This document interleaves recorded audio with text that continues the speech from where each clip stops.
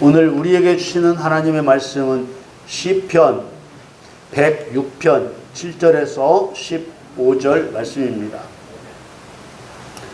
우리 열조가 애굽에서 주의 기사를 깨닫지 못하며 주의 많은 인자를 기억지 아니하고 바다 곧 홍해에서 거역하였나이다.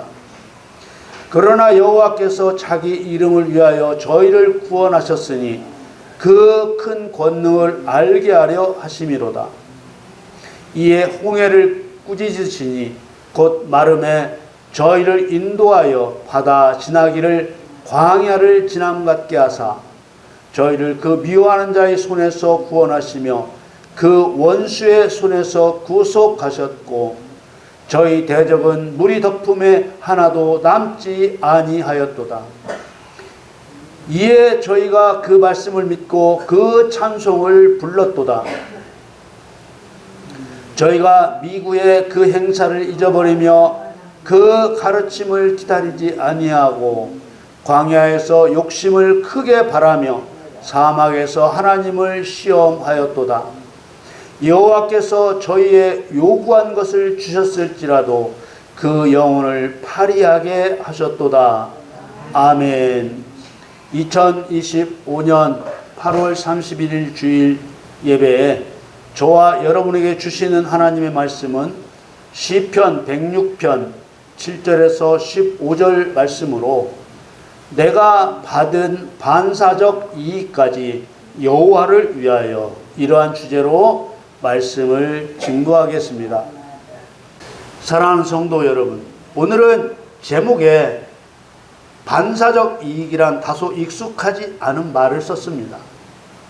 반사적 이익을 쉽게 예로 들어 설명하면 어떤 도시에 국가가 여러 가지로 필요해서 국가를 위해 도로를 만들었는데 그 도로가 어떤 사람의 집 앞으로 뚫리게 되었습니다. 그러면 그 집의 땅값이 올라가겠지요. 국가가 도로를 만들 때 그 집 땅값을 올려주려고 만든 것도 아니고 그 집 주인도 내 집 땅값 올라가게 도로를 해달라고 한 것은 아니지만 도로가 만들어짐으로써 그 집 주인이 이익을 보게 되는 것을 반사적 이익이라고 합니다. 하나님은 자신을 위해서 세상을 창조하셨고 자신을 위해 사람을 만드셨고 자신을 위해 목적을 이루어 가십니다. 이러한 사실을 분명하게 인식하고 이해하는 것은 올바른 신앙생활을 위해 꼭 필요한 일입니다. 하나님은 세상을 위해 세상을 창조하신 것도 아니고 사람을 위해 사람을 창조하신 것도 아닙니다. 하나님 자신을 위해 모든 것을 창조하신 것입니다. 하나님은 알 수 없는 처음, 곧 영원 전부터 스스로 계신 분이십니다. 그러므로 하나님께서 계획하여 행하시는 모든 일은 하나님을 위한 일입니다. 하나님께서는 하나님 말고 모든 것을 창조하셨습니다. 하나님께서는 천사를 창조하셨습니다. 누구를 위해 천사를 창조하셨겠습니까? 천사를 위해 천사를 창조하신 것이 아니라 하나님 자신을 위해 천사를 창조하셨습니다. 하나님께서는 우주 만물을 창조하셨습니다. 우주 만물을 위해 우주 만물을 창조하신 것이 아니라 하나님 자신을 위해 우주 만물을 창조하셨습니다. 하나님께서는 사람을 창조하셨습니다. 누구를 위해 사람을 창조하셨겠습니까? 하나님 자신을 위해 사람을 창조하셨습니다. 그런데 다른 피조물과 달리 사람을 사랑의 대상으로 삼으셨습니다. 사람을 사랑의 대상으로 삼으셨다는 말은 하나님을 사랑하는 사람과 영원히 함께 살 계획을 세우셨다는 말입니다. 그래서 하나님 뜻을 따라야 하나님 사랑을 받게 됩니다. 이처럼 하나님이 정하신 법칙에 따라 하나님의 뜻을 따르게 되면 따르는 그 사람에게 많은 유익한 일들이 일어납니다. 유익한 일들이란 물질적인 유익만을 말하는 것이 아니라 구원과 같은 영적 유익, 평안과 같은 정신적 유익과 같은 다양한 유익한 일들이 일어납니다. 그런데 사람들이 취하는 이런 유익들이 처음부터 사람에게 유익을 주기 위해 주시는 유익이 아니라 하나님 자신의 목적을 이루는 과정에서 사랑의 대상인 사람이 유익을 얻는 것입니다. 죄인의 구원이 그렇습니다. 어떤 사람이 창조되기도 전에 하나님께 나 좀 만들어 주세요 라고 부탁해서 태어난 사람이 있습니까? 사람이 어머니의 뱃속에서 하나님이 누구신지, 죄가 무엇인지 알고 태어난 사람이 있습니까? 그런데 하나님께서는 모든 사람은 어머니 뱃속에서부터 죄인이라고 하셨습니다. 하나님이 사람을 죄인으로 정하셔서 창조하신 것입니다. 이런 상태의 죄인을 죄가 드러나지 않고 감추어져 있다는 의미로 감추어진 죄인이라고 합니다. 모든 사람은 처음에는 자기가 죄인인 줄 모르고 살아갑니다. 그런데 전도로 하나님과 사람의 관계가 창조주와 피조물, 주인과 종의 관계라는 사실을 사람에게 알려줌으로써 사람이 하나님께 잘못하고 있다는 것을 깨닫게 합니다. 이것을 캐리그마라고 합니다. 캐리그마는 창조주 하나님과 피조물인 사람의 관계를 사람에게 알리는 것, 곧 선포하고 고지해 주는 것을 말합니다. 세례 요한이 예수님보다 먼저 캐리그마를 시작했습니다. 왜냐하면 전도자가 성령의 길을 여는 사명자이기 때문입니다. 마태복음 3장 2절 말씀에 회개하라 천국이 가까웠느니라. 하나님은 창조하시고 사람은 피조물이다. 그래서 사람이 하나님을 사랑하지 않는 것은 죄다. 하나님 아들 예수께서 이 죄 문제를 해결하기 위해 오셨다. 그러니까 회개하라 라는 말입니다. 사람이 태어나서 이렇게 하나님을 사랑하라는 캐리그마를 받기 전까지는 사람이 하나님이 창조주인 줄 알고 하나님을 배반한 것이 아니라 모르고 배반한 것입니다. 그러나 하나님의 법과 명령과 요구를 듣게 되면 비로소 자신이 하나님께 죄인이라는 것을 알게 됩니다. 그래서 회개의 기회가 주어지는 것입니다. 사람은 알지도 못하는 가운데 하나님이 혼자 사람의 죄를 정하셨고 때가 이르면 하나님의 법으로 죄를 알게 하시고 하나님과 새로운 관계를 세워 가시는 것입니다. 에베소서 5장 26절 27절 말씀에 이는 곧 물로 씻어 말씀으로 깨끗하게 하사 거룩하게 하시고 자기 앞에 영광스러운 교회로 세우사 티나 주름 잡힌 것이나 이런 것들이 없이 거룩하고 흠이 없게 하려 하심이니라. 오늘날까지 대부분의 신학과 설교는 하나님은 사람을 하나님의 형상과 모양대로 완전하게 지으셨으나 자유의지를 주어 순종과 불순종을 선택하게 하셨다는 말도 안 되는 모순된 논리를 펴고 있습니다. 그러나 성경적 사실은 하나님께서는 누구 한 사람 예의 없이 어머니 뱃속에서부터 죄인으로 출생하게 하셨다는 것입니다.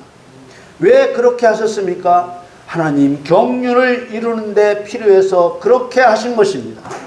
그러므로 신앙생활에서 하나님의 경륜을 아는 것보다 더 중요한 일은 없습니다. 하나님의 경륜은 하나님께서 사람과 세상을 창조하셔서 경영하시는 창세전 세우신 하나님의 계획을 말합니다. 경륜의 핵심 내용은 하나님께서는 하나님을 영원히 사랑하는 사람을 찾아 세우시는 것이고, 이를 위해 창세전에 하나님의 경륜을 세워 그 경륜을 이루어 가고 계십니다. 갈라디아 3장 22절 23절 말씀에 그러나 성경이 모든 것을 죄 아래 가두었으니 이는 예수 그리스도를 믿음으로 말미암아 약속을 믿는 자들에게 주려 함이니라. 믿음이 오기 전에 우리가 율법 아래 매인 바 되고 계시들 믿음의 때까지 갖췄느니라.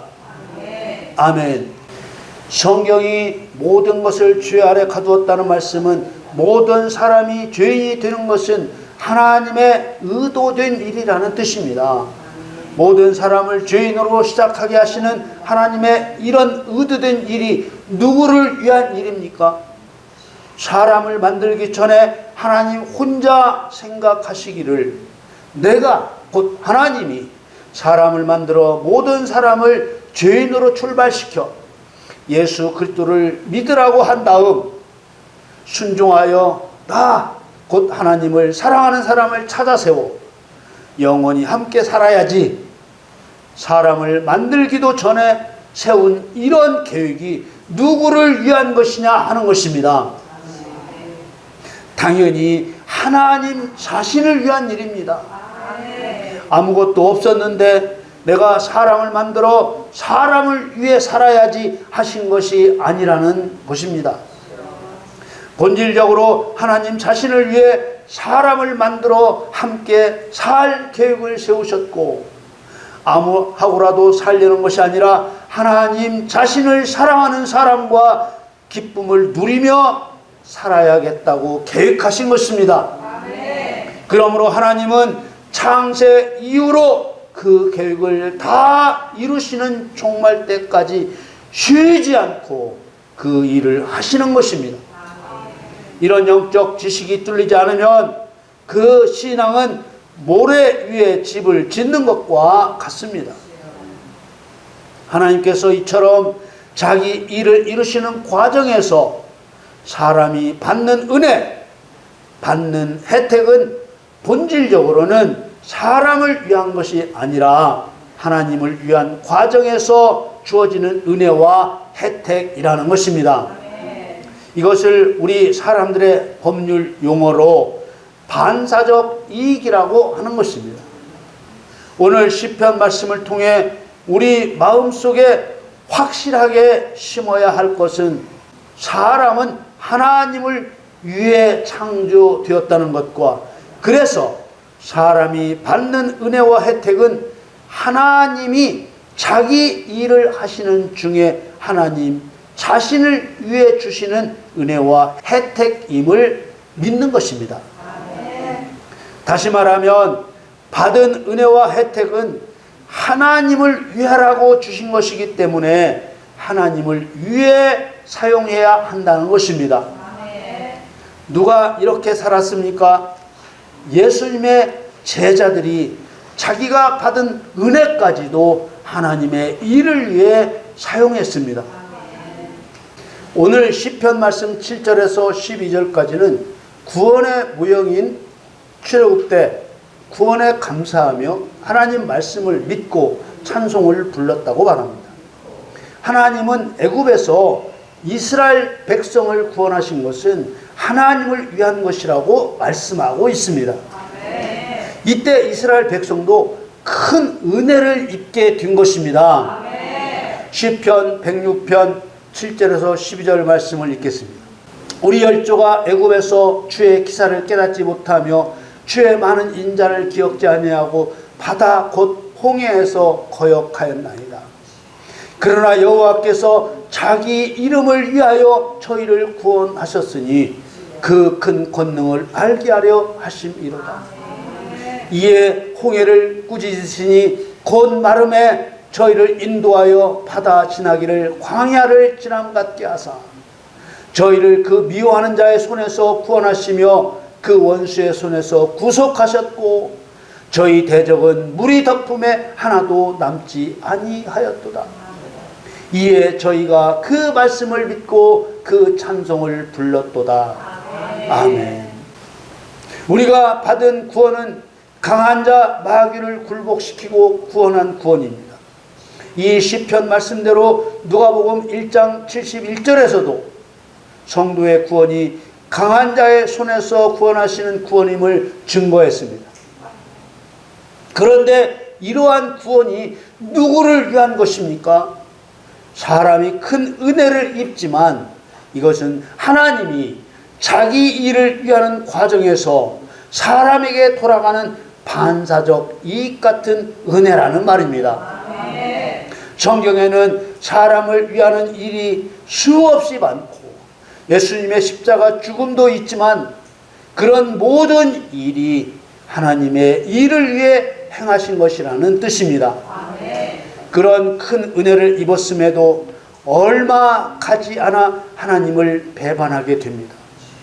시편 106편 13에서 15절 말씀에 저희가 미구의 그 행사를 잊어버리며 그 가르침을 기다리지 아니하고 광야에서 욕심을 크게 바라며 사막에서 하나님을 시험하였도다. 여호와께서 저희의 요구한 것을 주셨을지라도 그 영혼을 파리하게 하셨도다. 왜 이렇게 구원의 은혜를 입고도 하나님을 배반하는 일이 일어나는 것입니까? 하나님이 사람을 위하여 은혜를 베푸셨다는 잘못된 생각 때문입니다. 사람이 받은 구원의 은총은 반사적 이익입니다. 그래서 은혜를 입은 사람이 그 받은 은혜 곧 반사적 이익으로 하나님을 위하지 않으면 그 은총이 무효가 될 뿐만 아니라 말씀대로 그 영혼을 파리하게 하시는 것입니다. 파리하게 한다는 말을 쉽게 설명하면 시름시름 앓게 한다는 뜻입니다. 성도가 받는 은혜는 자신이 원해서 받는 은혜가 아니라 하나님 목적을 이루기 위해 주시는 은혜입니다.